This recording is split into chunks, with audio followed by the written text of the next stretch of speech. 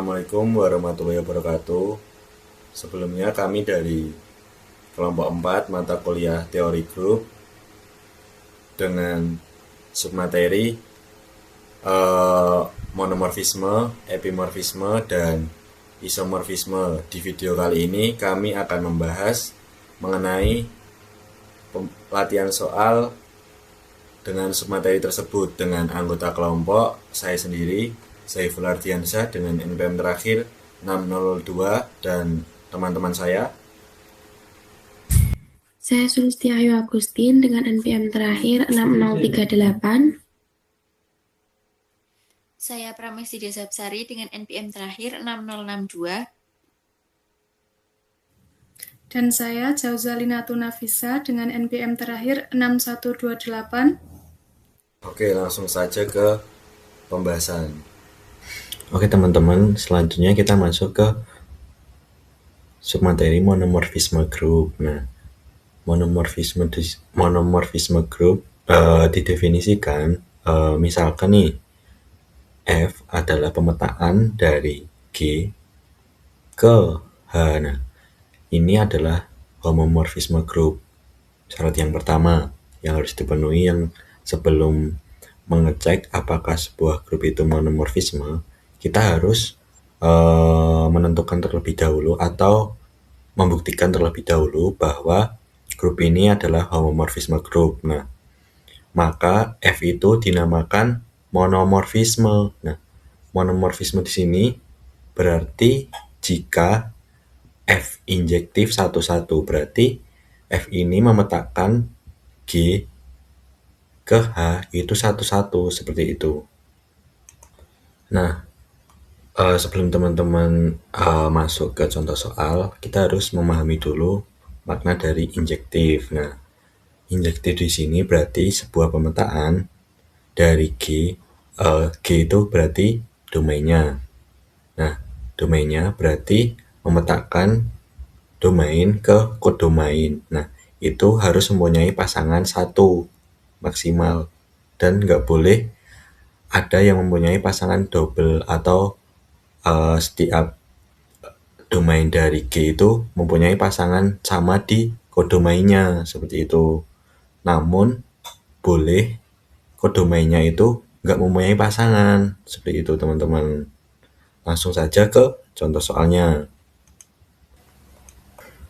Oke teman-teman, selanjutnya ke contoh soal yang pertama nih.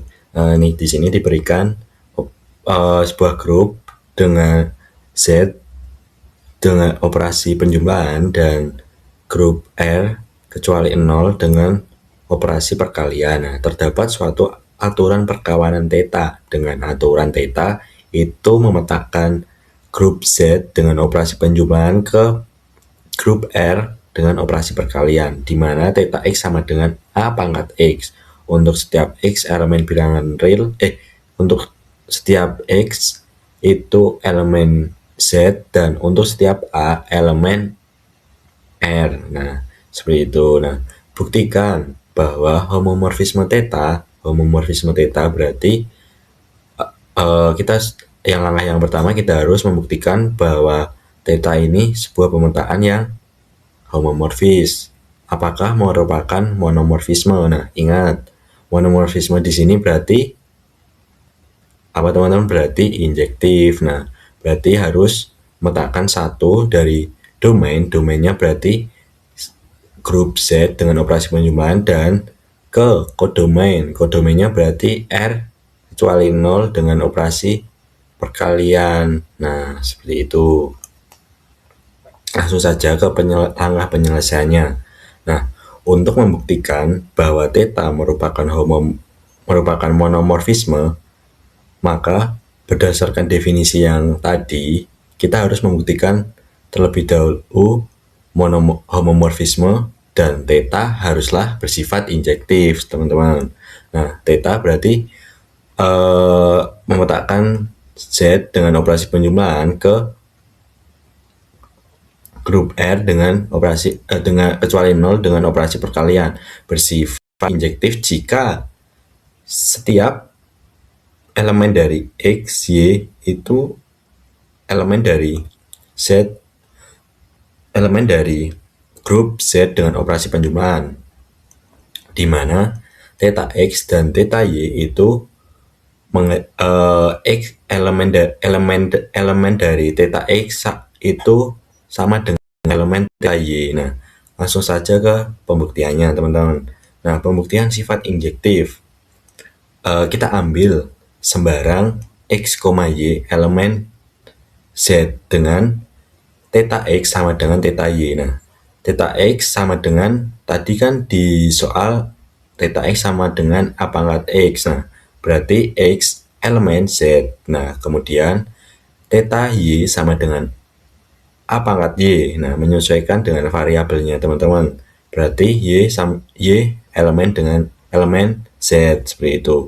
Artinya, untuk membuktikan injektif, kita harus membuktikan A pangkat X itu sama dengan A pangkat Y, seperti itu. Nah, kita akan membuktikan bahwa X itu sama dengan Y. Nah, ingat teman-teman, jika A pangkat X sama dengan B, di mana A-nya itu lebih dari 0, dan A-nya itu tidak 1, dan B itu lebih dari 0, maka itu dapat dibuat fungsi logaritma, teman-teman. Berarti menjadi A log B sama dengan X, seperti itu.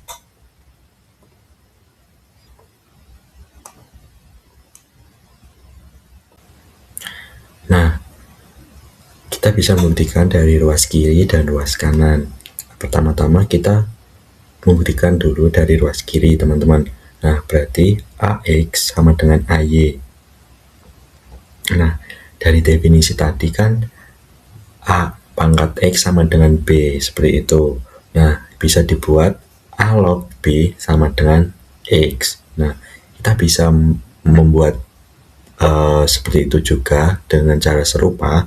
Kita misalkan berarti AY-nya ini sebagai B, berarti A log B berarti diganti B-nya diganti AY, A log AY A pangkat Y sama dengan X. Nah, kemudian kan ini B-nya AY A pangkat Y. Nah, kita bisa menurunkan pangkatnya ke depan dikalikan dengan A log A, seperti itu, teman-teman. Dari definisi logaritma itu sendiri, berarti Y turun ke depan dikalikan dengan logaritmanya, berarti Y dikali A log A sama dengan X. Nah, itu kan sifat dari logaritma.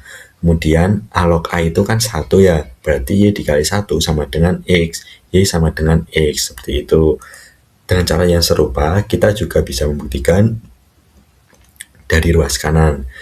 A pangkat Y sama dengan AX. Kan tadi dari ruas kiri AX sama A pangkat X sama dengan A pangkat Y. Nah, dari ruas kanannya itu kita balik, teman-teman. A pangkat Y sama dengan AX, seperti itu. Nah, kita juga bisa dengan cara yang sama. Berarti AY sama dengan AX, berarti AX-nya ini sebagai B-nya, teman-teman. Berarti kita bisa mengubah menjadi bentuk logaritma A log B, berarti B-nya kan AX ya, berarti A log A pangkat X itu sama dengan Y. Kemudian dengan cara yang sama juga, pangkat dari B atau pangkat dari A pangkat X itu diturunkan ke depan dikalikan dengan A log A logaritmanya, berarti X dikali A log A sama dengan Y. Nah, A log A juga 1, berarti X dikali 1 sama dengan Y. Nah, X kali 1 kan X sama dengan Y. Nah, berarti ini sama, teman-teman. Berarti pernyataan ini terbukti benar, memetakan satu ke satu dari domain ke kodomainnya, mempunyai pasangan 1. Nah, dari persimpulan pertama dan kedua diperoleh X sama dengan Y dan Y sama dengan X berlaku sebaliknya, kan, karena terbukti bahwa setiap X, Y itu elemen dari grup Z dengan operasi penjumlahan theta X sama dengan theta Y dengan X-nya sama dengan Y, maka theta bersifat injektif, teman-teman. Jadi terbukti bahwa monomorfisme theta ini merupakan jadi terbukti bahwa homomorfisme theta ini merupakan monomorfisme seperti itu. Oke. Yang selanjutnya adalah materi epimorfisme grup. Misal, F memetakan G ke H adalah sebuah homomorfisme grup, maka fungsi F dinamakan epimorfisme jika F itu surjektif. Langsung saja kita masuk ke contoh soalnya. Untuk contoh soalnya, didefinisikan sebuah fungsi alfa memetakan dua buah grup, yaitu bilangan real dengan penjumlahan dan bilangan real positif dengan operasi perkalian. Fungsi alfa didefinisikan sebagai berikut. Alfa X sama dengan 10 pangkat X. Apakah fungsi alfa adalah suatu epimorfisme? Untuk yang pertama itu kita membuktikan bahwa alfa suatu homomorfisme. Kita ambil sembarang X dan Y anggota bilangan real. Untuk memenuhi suatu homomorfisme, itu kita harus memenuhi sifat alfa X plus Y sama dengan alfa X, alfa Y. Kita masukkan fungsi alfa X dan alfa Y-nya yaitu 10 pangkat X dan 10 pangkat Y. Otomatis akan menjadi alfa X plus Y sama dengan 10 pangkat X plus Y. Alfa X plus Y sama dengan 10 pangkat X, 10 pangkat Y. Ini diambil dari sifat eksponen. Nah, karena 10 pangkat X, 10 pangkat Y ini sudah memenuhi alfa X dan alfa Y, maka alfa merupakan homomorfisme. Untuk yang kedua, kita akan membuktikan bahwa alfa suatu permetaan surjektif. Surjektif berarti setiap Y anggota bilangan real positif harus ada X anggota bilangan real, sehingga alfa X sama dengan Y. Misalkan, Y anggota bilangan real positif. Cari X sehingga alfa X sama dengan Y. Nah, alfa X-nya itu kan tadi 10 pangkat X, jadi 10 pangkat X itu sama dengan Y. Untuk mencari X, ambil logaritma basis 10 pada kedua ruas. Jadilah log 10 pangkat X sama dengan log Y. Karena log 10 pangkat X itu sama dengan X, maka X sama dengan log Y. Cek alfa log Y sama dengan 10 pangkat log Y. Kenapa bisa jadi seperti itu? Karena tadi X itu sama dengan log Y. Jadi kita masukkan menjadi alfa log Y sama dengan 10 pangkat log Y. Karena 10 pangkat log Y itu sama dengan Y, maka alfa log Y itu sama dengan Y. Artinya setiap Y anggota bilangan real positif mempunyai pasangan X sama dengan log Y. Jadi alfa surjektif atau epimorfisme. Jadi fungsi alfa itu adalah suatu fungsi epimorfisme. Selanjutnya yaitu isomorfisme grup. Misal, fungsi F memetakan G ke H adalah homomorfisme grup, maka F dinamakan isomorfisme jika F bijektif. Kemudian untuk contoh soalnya yaitu misalkan G grup bilangan bulat dengan operasi penjumlahan dan G aksen sama dengan G untuk bilangan bulat X elemen G didefinisikan pemetaan fungsi Pi yaitu G ke G aksen dengan Pi A sama dengan 2A, tunjukkan bahwa Pi homomorfisme dan Pi isomorfisme. Langkah penyelesaian yang pertama, kita ambil sembarang X, Y elemen G sehingga kita tahu di definisi tadi yaitu Pi A sama dengan 2A, maka kita ganti A dengan X dan Y. Pi X sama dengan 2X, Pi Y sama dengan 2Y. Kemudian tadi diketahui bahwa operasinya itu penjumlahan, jadi Pi X plus Y sama dengan 2X plus Y. Pi X plus Y sama dengan 2X plus 2Y. Sehingga 2X plus 2Y tadi merupakan definisi di awal tadi, sehingga Px plus Y sama dengan Px plus Py, sehingga terbukti bahwa Pi homomorfisme.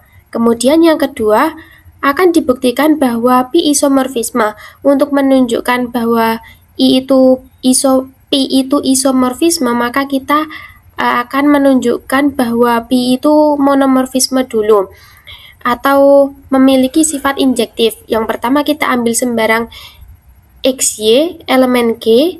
Jika Px sama dengan Py, maka diperoleh 2X sama dengan 2Y. Sama halnya dengan X sama dengan Y. Jadi, Px sama dengan Py, yaitu artinya X sama dengan Y.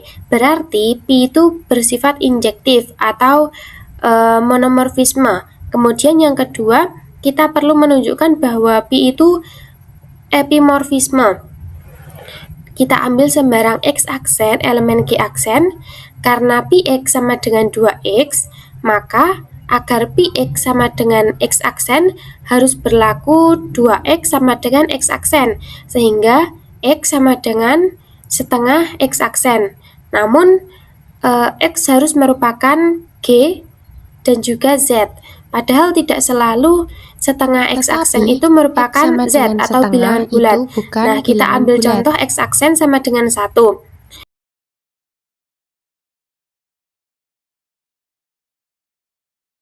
Jadi, tidak semua X aksen elemen G aksen memiliki pemetaan X elemen G dengan Px sama dengan X aksen.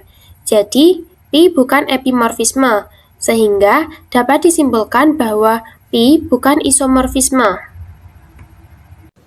Baik, dan yang terakhir ada contoh keempat dengan soal misalkan G merupakan bilangan real positif dengan operasi perkalian dan G double aksen merupakan bilangan real dengan operasi penjumlahan. Buktikan pemetaan Pi G menuju G double aksen yang didefinisikan oleh Px sama dengan log X merupakan isomorfisme. Untuk penyelesaiannya, yang pertama kita akan menunjukkan bahwa Pi merupakan homomorfisme terlebih dahulu. Ambil sebarang XY elemen dari G. Karena di definisi Px sama dengan log Y, kita bisa menulisnya Px sama dengan log X, Py sama dengan log Y. Nah, karena G merupakan operasi perkalian, maka di sini kita bisa menulis Px dikali Y sama dengan log XY, Pi dikali XY sama dengan log X ditambah log Y sama dengan Px ditambah Py. Dari sini dapat diketahui bahwa Pi merupakan homomorfisme. Nah, selanjutnya kita akan menunjukkan bahwa Pi merupakan isomorfisme dengan menunjukkan bahwa Pi merupakan monomorfisme dan epimorfisme. Nah, selanjutnya kita akan menunjukkan bahwa Pi merupakan monomorfisme dengan cara ambil sebarang XY elemen dari G. Jika Px itu sama dengan Py, maka kita bisa mengetahui bahwa log X itu sama dengan log Y atau sama dengan X sama dengan Y.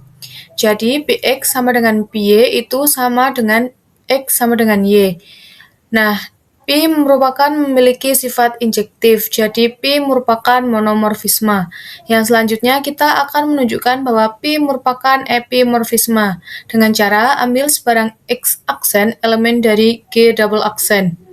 Nah, kita pilih X elemen dari G sehingga Px sama dengan X aksen. Kita ambil X sama dengan 10 pangkat X aksen, maka Px sama dengan log 10 X aksen. Itu sama dengan X aksen. Jadi, setiap anggota dari X aksen di G double aksen dapat ditemukan elemen X di G yang memenuhi X sama dengan 10 pangkat X aksen, sehingga hasil pemetaan dari Px adalah X aksen. Nah, di sini Pi memiliki sifat surjektif atau Pi merupakan epimorfisme. Dari rangkaian penyelesaian di atas, kita dapat menyimpulkan bahwa Pi merupakan isomorfisme.